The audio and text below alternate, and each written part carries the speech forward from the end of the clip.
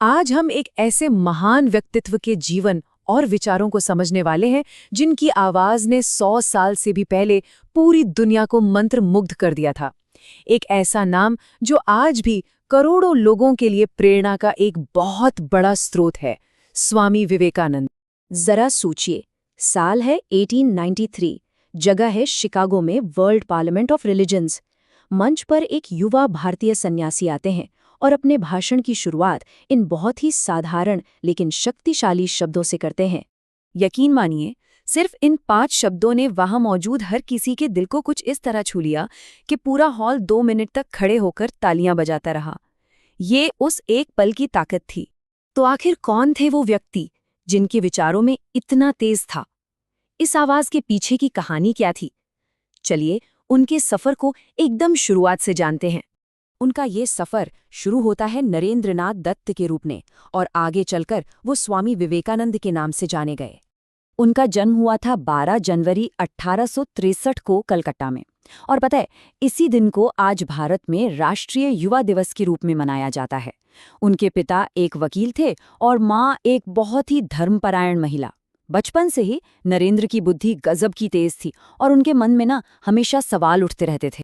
और उनकी यही जिज्ञासा, यही सवालों की भूख उन्हें एक आध्यात्मिक खोज पर ले गई। उनके मन में अस्तित्व को लेकर, ईश्वर को लेकर एक ऐसा गहरा सवाल था जो उन्हें चैन से बैठने ही नहीं देता था। और यही वो सवाल था जो नरेंद्र उस समय के कई बड़े बड़े आध्यात्मिक गुरुओं से पूछते फिरते थे। देखिए, उन्हें सिर्फ किताबी ज्ञान नहीं चाहिए था, बल्कि वो तो सत्य का सीधा अनुभव करना चाहते थे।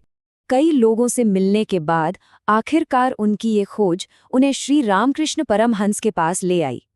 नरेंद्र ने बिना किसी झिझक के अपना वही सवाल उनके सामने भी रख दिया। और बस यही उनके जीवन का एक टर्निंग पॉइंट था। श्री रामकृष्ण का जवाब एकदम सीधा और गहरा था। उन्होंने कहा, हाँ, मैंने देखा है, ठीक वैसे ही जैसे मैं तुम्हें देख रहा हूं, बस उससे कहीं ज्यादा साफ। इस एक जवाब ने नरेंद्र का जीवन हमेशा के लिए बदल दिया और यहीं से नरेंद्र के स्वामी विवेकानंद बनने का सफर शुरू हुआ। तो बस इसी नई पहचान और एक नए उद्देश्य के साथ वो विश्व मंच पर पहुंचे। चलिए वापस शिकागो चलते हैं, जहां उन्होंने भारतीय दर्शन को एक नई आवाज दी थी। उस दौर में जब पश्चिमी दुनिया भारत को अक्सर एक पिछड़े देश की नज़र से देखती थी, विवेकानंद ने वेदांत के गहरे दर्शन को दुनिया के सामने रखा। उन्होंने सार्वभौमिक स्वीकृति और सभी धर्मों के लिए सम्मान की बात की, जो वसुधैव कुटुंबकम का असली सार है, यानी कि यह पूरी दुनिया एक ही परिवार है।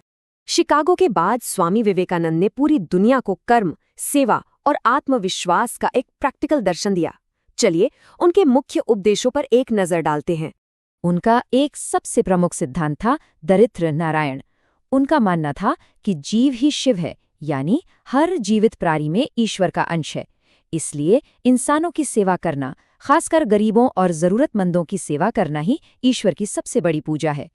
उनकी शिक्षाएं जो हैं वो 4 मजबूत स्तंभों पर टिकी हैं। पहला, हर व्यक्ति के अंदर अनंत शक्ति है। दूसरा, मानव की सेवा ही सच्ची ईश्वर की सेवा है। तीसरा, फिलॉसफी को केवल किताबों में नहीं रखना है, बल्कि उसे अपने जीवन में उतारना है। और चौथा, जो कि बहुत बहुत जरूरी है, खुद को कमजोर समझना ही सबसे बड़ा पाप है। और हाँ, उन्होंने सिर्फ उपदेश ही नहीं दिए, बल्कि अपने विचारों को जमीन पर उतारा भी। 1897 में उन्होंने रामकृष्ण मिशन की स्थापना की, जो आज भी शिक्षा, स्वास्थ्य सेवा और आपदा राहत जैसे क्षेत्रों में दुनिया भर में काम कर रहा है। और इसके हेडक्वार्टर बेलूर मठ की स्थापना उन्होंने गंगा नदी के किनारे की। स्वामी विवेकानंद का जीवन भले ही छोटा था, लेकिन उनकी विरासत वो आज भी जिंदा है और हमेशा रहेगी। ये नंबर देखिए, 39। ये उनकी उम्र थी जब 4 जुलाई 1902 को उन्होंने महासमाधि ली। सिर्फ 39 साल के जीवन में उन्होंने इतना कुछ कर दिखाया जो सदियों तक लोगों को प्रेरित करता रहेगा।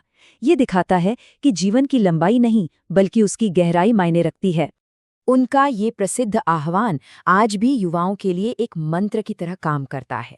ये हमें याद दिलाता है कि अपने लक्ष्य को पाने के लिए लगातार बिना रुके कोशिश करते रहना चाहिए। और ये एक और शक्तिशाली विचार है जो उनके दर्शन का, उनकी फिलॉसफी का केंद्र है। उनका मानना था कि हमारी सबसे बड़ी गलती खुद की ताकत पर शक करना है। तो आखिर में ये सवाल रह जाता है, आज की इस भागदौड़ भरी दुनिया में स्वामी विवेकानंद के विचारों में से, चाहे वो भाईचारा हो, बिना स्वार्थ के सेवा हो या अटूट आत्मविश्वास हो, किस एक विचार की हमें सबसे ज्यादा जरूरत है? इस पर जरूर सोचिएगा।